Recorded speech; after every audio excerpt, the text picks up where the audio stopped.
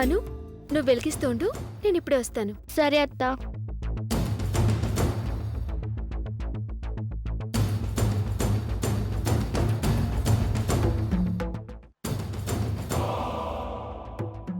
ఏంటమ్మా ఇది?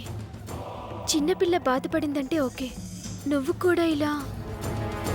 నాన్నమ్మని కదా, మనవరాలు బాధపడుతుంటే చూడలేకపోతున్నాను.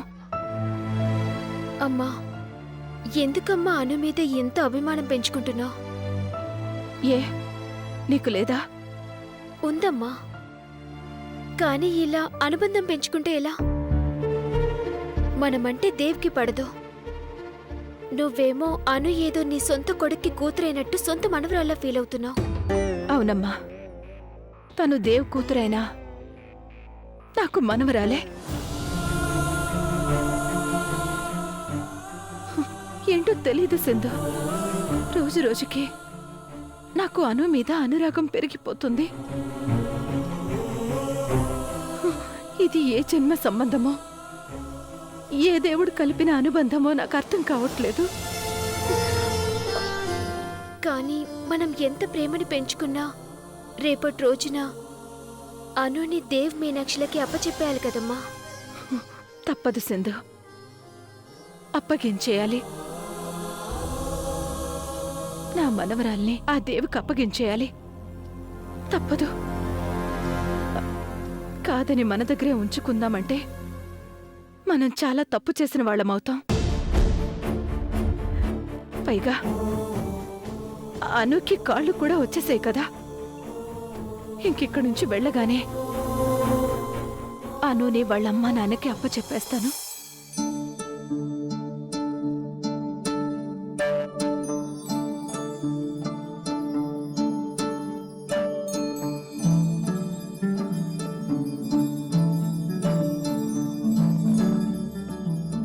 సింధు, అమ్మా, అనుకి కాళ్ళొచ్చి నడుస్తుంటే చాలా బాగుంది కదూ.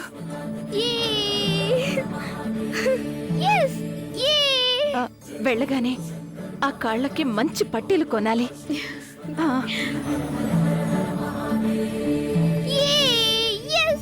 శ్రీగంగా నీలాంటి మనసీయవే, జన్మంతా నీ బాట నడిపించవే. శివ పూజను శివ పూజను కరుణించవే, ప్రియ సేవలో తరించు వరమీయవే. కాశీవాస సాంబ శివ కాచే తండ్రి మహదేవా, పొంగే గంగే నీ చలవా, కరుణకు లేదే ఏ కొదవా, మదిలో కోరిక తీరే మార్గం కావా, బోలో శంకర్ మహారాజ్ కి హర హర మహాదేవ్. జగమే జై. శివ శంకర్. ఇందాక నుంచి నువ్వు ఒక్క దీపం కూడా వెలిగించలేదు. నేను చూడు ఎన్ని దీపాలు వెలిగించాను. నీకంటే ఈ పని అలవాటు కాబట్టి నువ్వు ఫాస్ట్ గా చేసేస్తావు. నాకు అలవాటు లేదు కదమ్మా. ఎవ్వరికి ఏ పని అలవాటు ఉండదు నానా, చేస్తుంటేనే అలవాటు.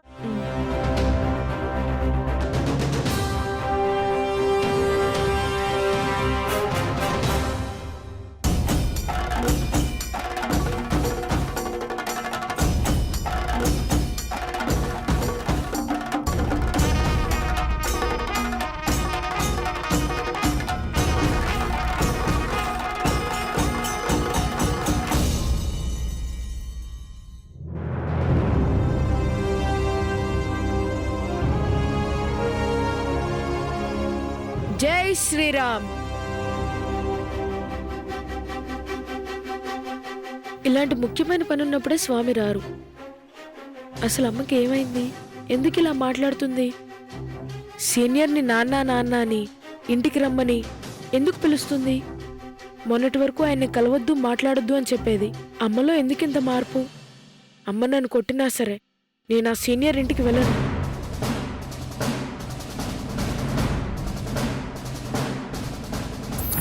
అమ్మకి మాటిచ్చావు, ఇక నీ ఇష్టం.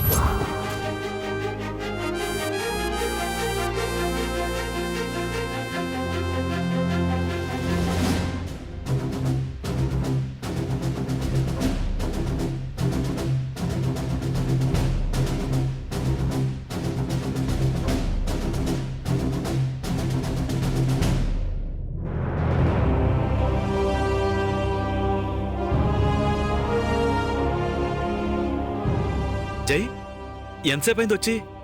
మీ సార్ ఎక్కడున్నారు? మీ సార్తో నేను మాట్లాడాలి. జై సార్ ఏంటి? ఆయన మీ నాన్న. నాన్న అని పిలవచ్చు కదా. నాన్న నాన్న నాన్న మీరేమో ఇక్కడ నాన్న అని పిలవమంటారు. అక్కడ అమ్మ కూడా నాన్నని మన ఇంటికి తీసుకురా, నాన్నతో మాట్లాడాలి అని అంటుంది. జై నేను ఏదైతే విన్నానో అదే కదా నువ్వు చెప్పింది. మేడం గారు సార్ని ఇంటికి తీసుకురమ్మన్నారా? నాన్న అని నీతో అన్నారా? అవును, మీ నాన్నని దగ్గరుండి తీసుకురమ్మని అమ్మ నాతో చెప్పింది. ఆ? సార్ అబ్బా, ఇప్పుడే వస్తాను. సార్ సార్ ఏంటి రవి? ఈ రోజు నాకు చాలా ఆనందంగా ఉంది సార్. జై మన ఇంటికి వచ్చాడు సార్. జై వచ్చాడా? వాడొస్తే నీకు ఆనందం ఎందుకు?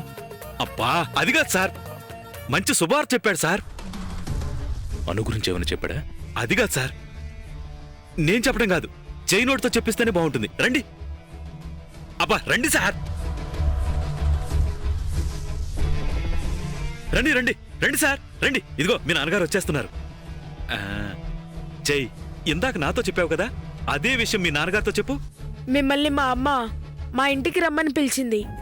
అది కాదు జై, మేడం గారు ఏం చెప్పారో అదే చెప్పు. మీ నాన్నని మన ఇంటికి తీసుకురమ్మని చెప్పింది. సార్ విన్నారా సార్? నేను చెప్పాలనుకున్న గుడ్ న్యూస్ ఇదే సార్. ఇందులో గుడ్ న్యూస్ ఏముంది రవి? ఆ? సార్ మిమ్మల్ని ఇంటికి పిలవటం గుడ్ న్యూస్ కాదా సార్? నాన్నని తీసుకురా అంటాం గుడ్ న్యూస్ కాదా సార్? ఎప్పుడో మర్చిపోయిన బంధాన్ని మేడం గారు ఈ రోజు గుర్తు చేసుకున్నారు. ఇది గుడ్ న్యూస్ కాదా సార్?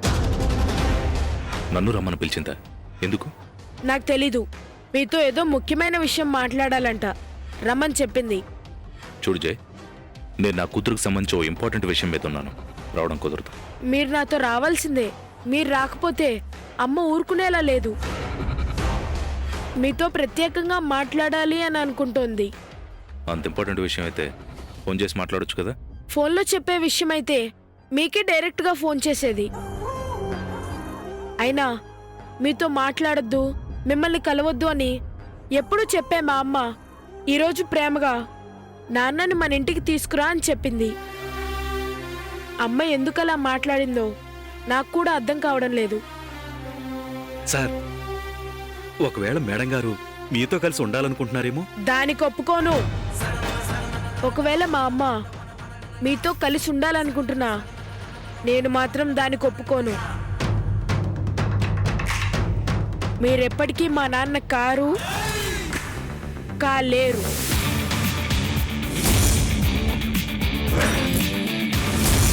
నేను చెప్పాలనుకున్న విషయం చెప్పాను. వస్తారో రారో మీ ఇష్టం.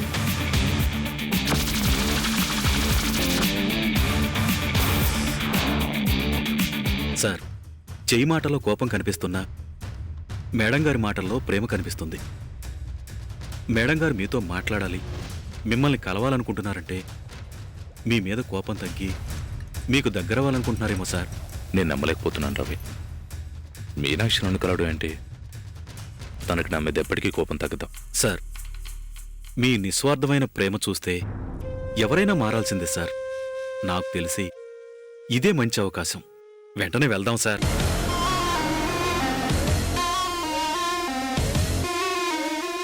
ఆమె తప్ప మరో లోక మెరుగని వాడు, ఆమెకు తన గుండెలో గుడి కట్టేవాడు, ఆమె కొరకు ప్రాణాలే ఇచ్చేవాడు, అంతులేని ప్రేమలో ముంచెత్తేవాడు. కాఫీ వేడిగా ఉంటే మీకు ఇష్టం కదా. మనసును గెలిచిన ప్రేమికుడు చల్లారిపోతుంది, తాగండి. మీ మాట మీద నాకు చాలా నమ్మకం. మీ నుంచి విడాకులు తీసుకోవాలనుకుంటున్నాను.